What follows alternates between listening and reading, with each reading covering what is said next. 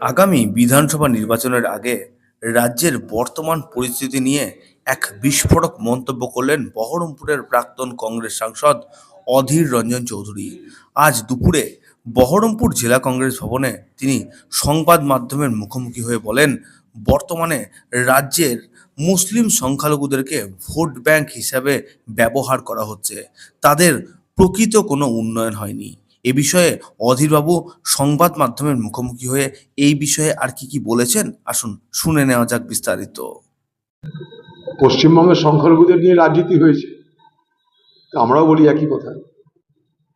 তাতে কি কার সংকেত আমার জানা নাই। রাজনীতি করি, সত্য কথাটা বলি, শুভ অশুভ সংকেতের বিতরণ করি না, আর তার পক্ষে বিপক্ষে দাঁড়িয়ে আমরা ভোটের ধান্দাবাজি করি না। যা বাস্তব অবস্থা সেই বাস্তব অবস্থার কথা বলি।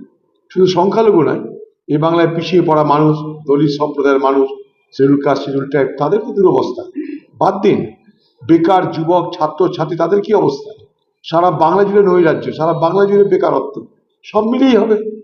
সেখানটাই হঠাৎ করে আমি আলাদা করে মুসলমানদের টার্গেট করতে গিয়ে ভোট বাড়ানোর অঙ্ক কষতে শুধুমাত্র সেটা করি না, কিন্তু হ্যাঁ, মুসলমানদের অধিকার যে দেওয়া হয় না, নিশ্চয় তার কথা বলি এবং বলবো, অবশ্যই বলবো। মুসলমানদের নিয়ে এখানে রাজনীতি হয়, মুসলমানদেরকে এখানে ভোট ব্যাংক হিসাবে ব্যবহার করা হয়, এটার মধ্যে কোনো রকম ব্যর্থতা নেই কথা বলার মধ্যে।